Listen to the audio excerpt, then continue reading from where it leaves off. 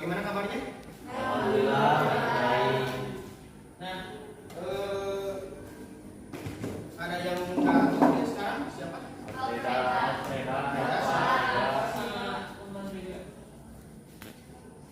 Kemana? Alfreda di spam, Pak. Oh, spam.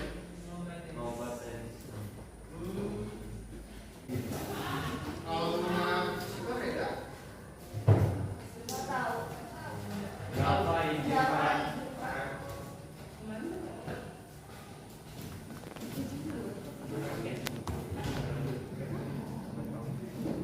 Pak? Nah, baik, kita langsung saja ya, karena waktu kita pun terbatas. Kita langsung ke materi hari ini. Nah, materi hari ini mengenai dampak perkembangan kolonialisme dan imperialisme. Nah, sebelumnya kan kalian sudah mempelajari mengenai kedatangan bangsa Eropa ya. Terus perlawanan rakyat Nusantara terhadap bangsa Eropa. Nah, sekarang kita akan mempelajari mengenai dampak perkembangan kolonialisme dan imperialisme. Nah, sebelumnya Bapak akan menjelaskan terlebih dahulu mengenai sisi dasar dan tujuan pembelajaran hari ini. Nah, untuk kompetensi dasar dan tujuan pembelajaran hari ini ada di 3.3, yaitu menganalisis dampak politik, budaya, sosial, ekonomi, dan pendidikan pada masa penjajahan bangsa Eropa, diantaranya Portugis, Spanyol, Belanda, dan Inggris dalam kehidupan bangsa Indonesia masa kini. Dan ada di 3.4, yaitu mengenal dampak politik, budaya, sosial, ekonomi, dan pendidikan pada masa penjajahan bangsa Eropa, diantaranya Portugis, Spanyol, Belanda, dan Inggris dalam kehidupan bangsa Indonesia masa kini, dan menjadikannya dalam bentuk cerita sejarah. Nah, untuk tujuan pembelajarannya, Bapak harap melalui model pembelajaran super learning ini kalian dapat menganalisis perkembangan kolonialisme dan imperialisme dalam bidang politik, pemerintahan, bidang ekonomi, bidang sosial dan budaya, dan bidang pendidikan dalam bentuk cerita. Nah, dalam bab ini di dalam bentuk pegangan kalian dibagi menjadi 2 poin ya. Ada dampak dalam bidang politik dan ekonomi, kemudian ada dampak dalam bidang sosial, budaya, dan pendidikan. Nah, sebelumnya kan kalian kemarin kan daring ya, Bapak mengirimkan PPT kepada kalian gitu agar dipelajari dan dianalisis, dan Bapak juga kemarin memberikan tugas kepada kalian mengenai politik etis ya. Nah, nanti di angka pertengahan Bapak ingin kalian memanfaatkan hasil dari analisis kalian, oke? Kita untuk hari ini kita akan kemarin kalian daring ya, jadi mungkin ada yang belum dimengerti. Kita ulas sedikit mengenai dampak dalam bidang politik dan ekonomi terlebih dahulu.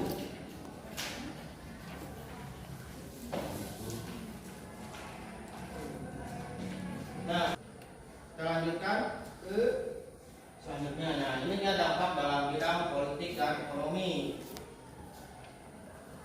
Nah, di dalam buku pegangan kalian tuh dampak perkembangan kolonialisme ini dibagi menjadi 4 zaman ya. Ada zaman kekuasaan VOC, kemudian ada masa pemerintahan Daendels, kemudian ada masa pemerintahan Raffles, dan masa pemerintahan Hindia Belanda. Nah, kita akan ulas sedikit saja masa kekuasaan Daendels. Nah, ketika masa kekuasaan Daendels ini terjadi perubahan tentang sistem perekonomian yang awalnya itu tradisional menjadi modern. Dan awalnya sebelum kedatangan bangsa Eropa tuh mereka masa Nusantara itu menganut sistem perekonomian yang tradisional. Nah, oleh Daendels berubah jadi perekonomian yang lebih modern. Nah, dampak yang paling terasa adalah ketika kalian pasti pernah mendengar nih mengenai jalan raya pos ya. Suka ada di TV ya mengenai jalan raya pos ini, mengenai kekejaman Daendels ya pada zaman ketika masa itu. Nah, jadi pembangunan jalan raya pos ini dari Anyer sampai Panamukan. Nah, dalam pembangunan itu ada sisi positif dan negatifnya. Sisi positifnya bisa dalam perdagangan itu semakin lancar. Semakin lancar. Nah, negatifnya ketika pembangunan ini banyak rakyat dari pribumi itu meninggal. Nah, dampak itu terasa hingga saat ini ya. Jalan itu bisa berguna untuk kita dalam melakukan aktivitas keluar kota. Nah, kemudian ketika depan itu masa pemerintahan Raffles. Nah, sebelumnya ada yang ingin ditanyakan nggak? Sebelum Bapak melanjutkan itu masa pemerintahan Raffles. Nah, untuk selanjutnya kan Bapak kemarin sudah menugaskan saya untuk menganalisis ya mengenai politik etis. Kalian sudah menyiapkannya ya? Sudah ada ke Bapak, tinggal Bapak. Nah, sekarang coba kalian paparkan ke depan. Karena nih ada nih kutipan dari Supramonoto, dia berkata bahwa kalian tuh menulis harus seperti wartawan, kemudian kalian tuh harus berbicara seperti orator. Jadi menulisnya seperti wartawan itu menulisnya seperti dengan fakta dan cara kritis dan mengemukakan secara baik. So, siapa yang mau ke depan?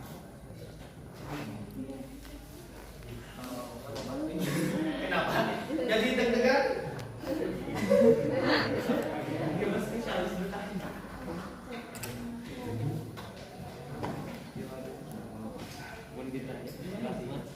Nah, nanti di akhir juga kalian akan main game lagi nih sama Bapak nih. Ada game SS. Jadi kita secara lama rame ya? Rame banget. Kayak main hako.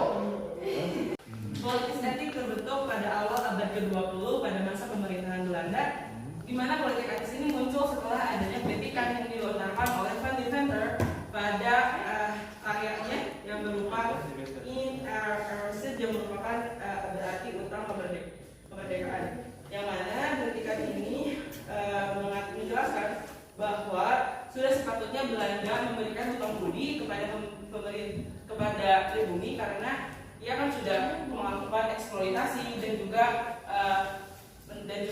sudah membuat sengsara para kaum pribumi. Nah, si kritikan ini kemudian menjadi booming dan kemudian mulai dilirik atau mulai diketahui gitu. Kemudian politik ini kemudian politik ini tuh kan tadi udah ada ya di aware gitu, udah diketahui. Nah, setelah adanya politik etis ini mulai diketahui bahkan oleh ratu kepemimpinan Belanda yang namanya Ratu Wilhelmina, yang kemudian melahirkan sebuah kebijakan baru yaitu kebijakan politik etis.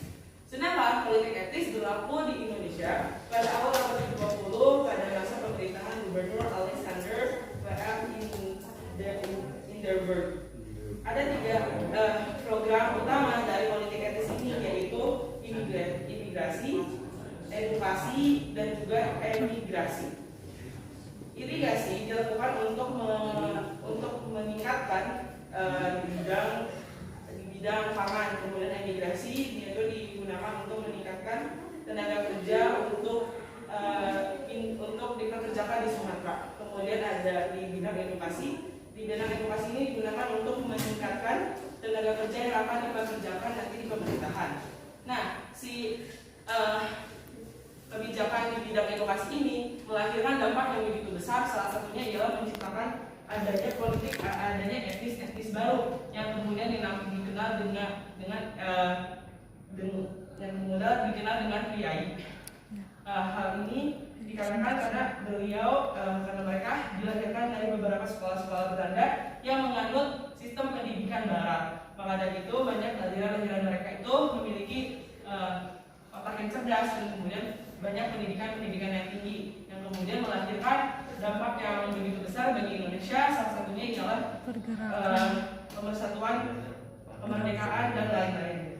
Ada beberapa faktor yang melatar belakangi politik etis ini. Yang pertama ada faktor internal dan juga faktor eksternal. Untuk faktor internal yang pertama adanya muncul golongan priai, kemudian adanya penderitaan penduduk yang sama, kemudian munculnya kesadaran untuk bersatu. Kemudian ada yang dari eksternal. Yang pertama munculnya paham-paham baru di dunia seperti demokrasi, kemudian liberalisme, kemudian komunisme, kemudian nasionalisme dan lain sebagainya.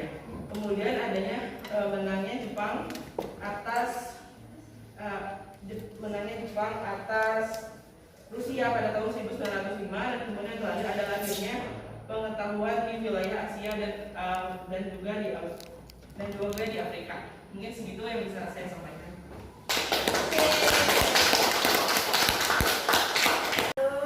Nama saya Salabra Piring akan mempresentasikan hasil kerja analisis saya. Bohong.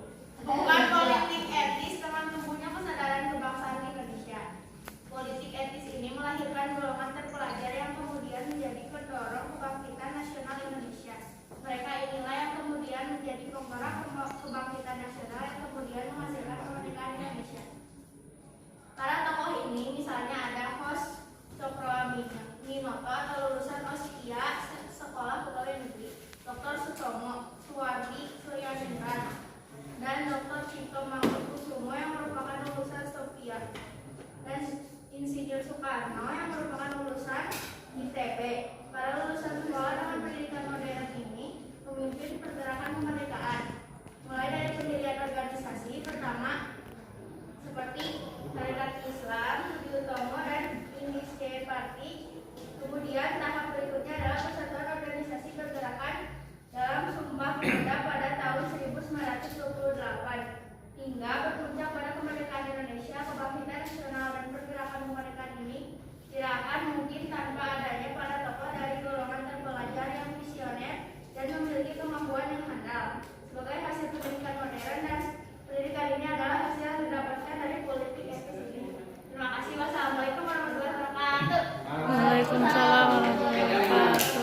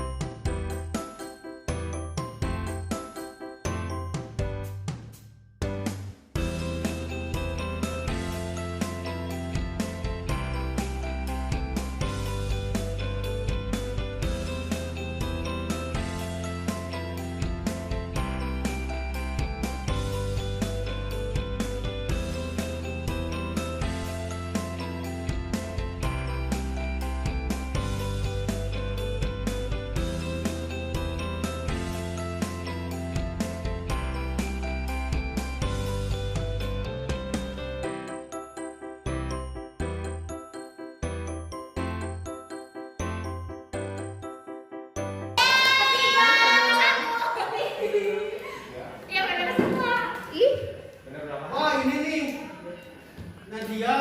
Wih.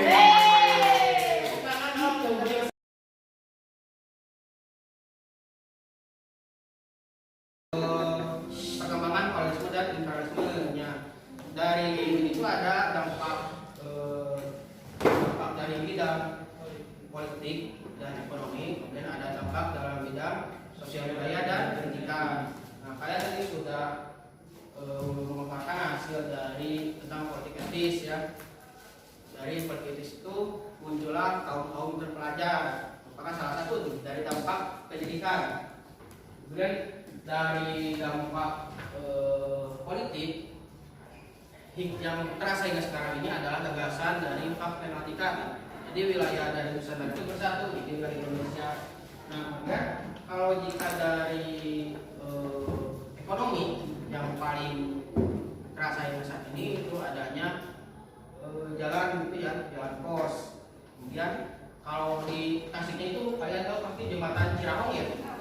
Nah itu kan peninggalan Belanda gitu, juga sebagai mempermudah dalam proses pembangunan, proses perdagangan